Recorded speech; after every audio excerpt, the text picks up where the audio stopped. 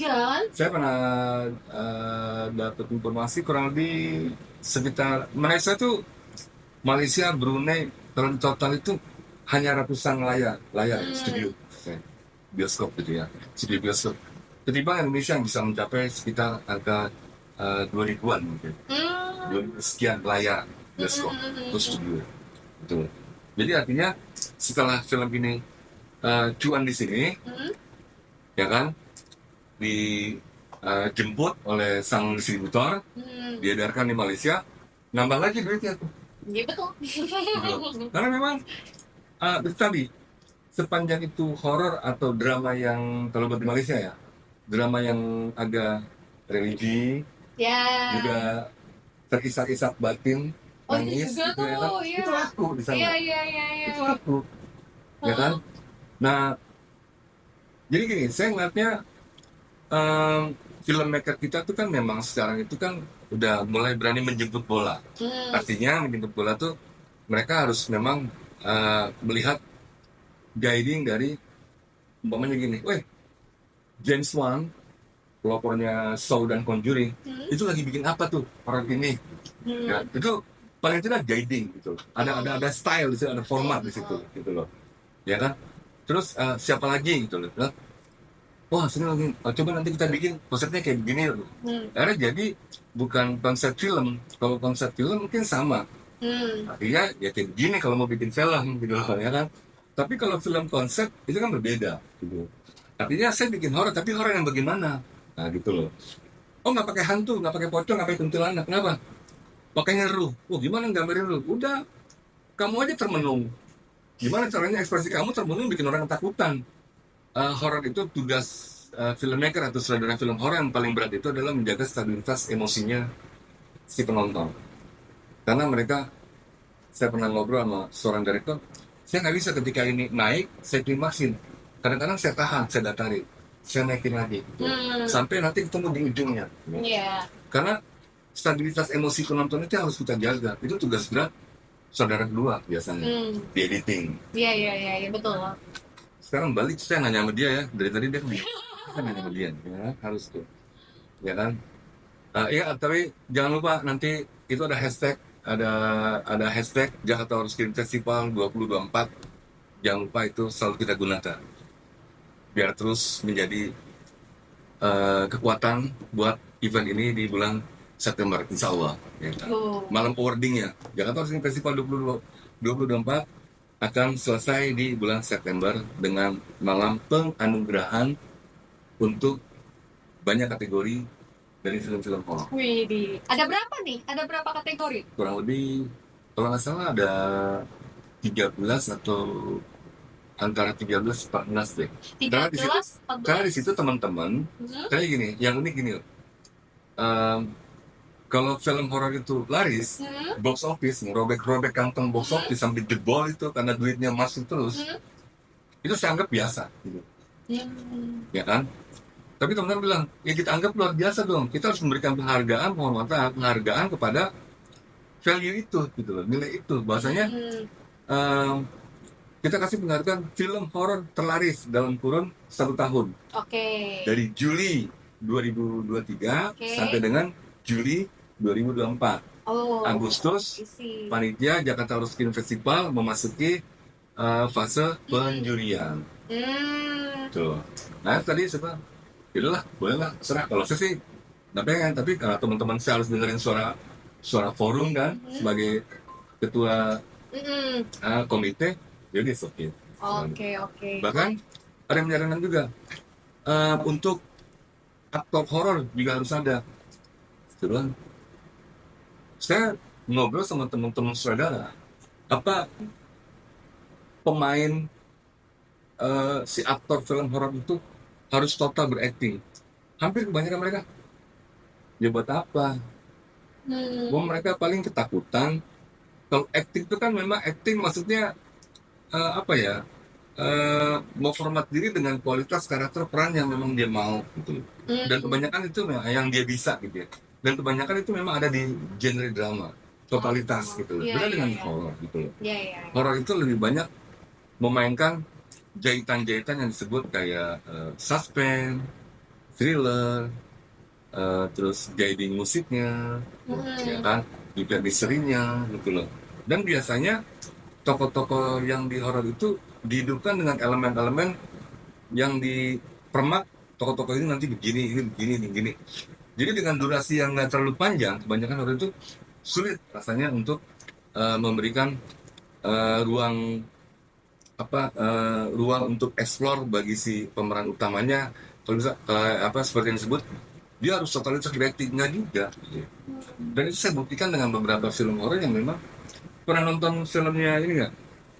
Nicole Kidman ya, kalau nggak salah The Others. The Others itu tahun 2001 kalau nggak salah. Dari Belum kayaknya. pertama sampai dengan kesimpulan di babak 3 cerita itu, saya baru sadar. Dari tadi saya nonton Nicole Kidman, rupanya dia dengan kedua putrinya itu udah mati. Oh, Itulah ide yang mahal. iya, kadang-kadang yang Twisty mahal story ya, idenya twisty ya, twisty Benar-benar, disebutnya. benar. Jadi dia ketakutan di rumah itu seperti diteror. Kita nganggap dia manusia nempatin rumah tua di awal tahun 1900 ya kan, ada yang teror dan kita nganggap rumah itu punya hantu. Penonton akan nganggap rumah itu punya hantu. Nicole Kidman dengan 2 anaknya dan 2 orang pembantunya itu sedang diteror di rumah itu. Tapi nyatanya begitu twist itu diperlihatkan pelan-pelan, kok kenapa dia seperti kayak psikologis, kerai ditutup-tutupin kain, tutupin kain semua jendela. Nyatanya bukan dia yang lagi diteror. Justru manusia yang menghuni rumah itu diteror dengan kehadiran Nicole Kidman, makanya dia panggil paranormal. Oh. Paranormal itu terkoneksi dengan ruhnya Nicole Kidman di Oh, film kayaknya aku itu. pernah tahu tuh filmnya. Iya. Jadi si setannya itu berpikir dia masih hidup tapi dia diganggu gitu. Jadi ya itulah artinya betapa itu lagi-lagi kreasinya kan eksekusi yang bagus dari penulis Betul. saudara. Betul. Jadi kalau saya one day Lon, doain aja kalau saya punya rezeki nanti Lon diajak main film deh. Amin. Jadi yang paling utama kalau saya punya uang mau bikin film yang saya pikirin, ini saya sebagai pendatang baru ya, penulis cerita. Yang berhasil di situ kan adalah treatment naskah yang maksimal. Betul. Artinya si penulis naskah cerita film itu juga tahu ini komersil. Itu paling utama. Ada intuisi kemudian main situ kan. Direktornya juga. Sama bintang terakhir mungkin di last minute, mungkin terakhir baru mereka mau ngeksekusi siapa bintangnya. Oh ternyata si A Raya. Nah, kembalinya perjalanan film horor nasional ya kan, setelah film Indonesia juga sempat mengalami mati suri di menjelang pertengahan 90-an ya kan, sampai di 2000 awal lah belum munculan lah para kreator baru, sinas baru yang coba mencari mengembalikan kembali identitas film horor yang sempat pernah berjaya di masanya. Lahirlah di situ ada Tiska Dopet, ada Nayato, ya kan, ada Rizal Mantovani dengan jelangkungnya saat itu awal gitu, Ose Purnomo yang lainnya segala macam gitu. Dan sekarang regenerasi ada lagi yang baru seperti kemarin Mas Hanung Bramantio juga baru rilis Trinil gitu, yang diangkat dari cerita dari sebuah radio di Yogyakarta. Ya kan? Nah kembali kepada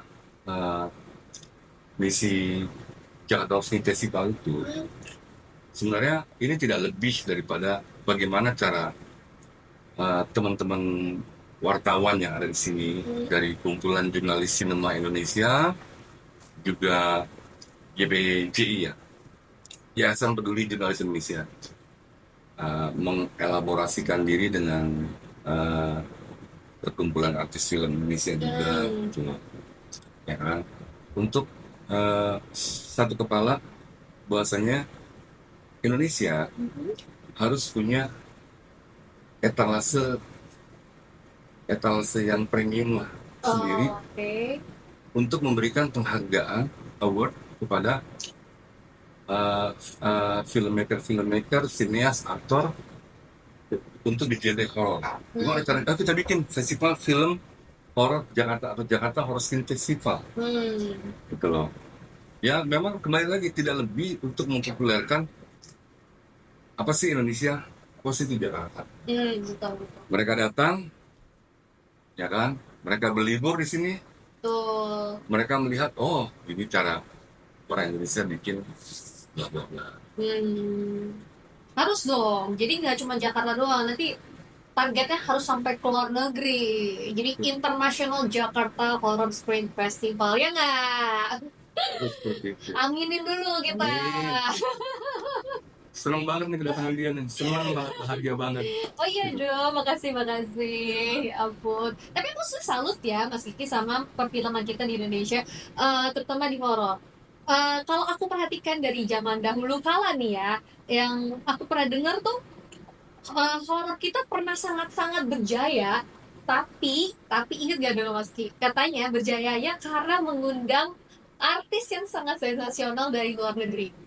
Ada dulu. Ya kan, tahu kan yang Ada, sensasional lebih ke arah artisnya yang ya sedikit Ya. tanda kutip lah, ya kan? Ya. Ada waktu itu siapa? Waktu itu pernah aku lupa deh, pokoknya Jepang lah.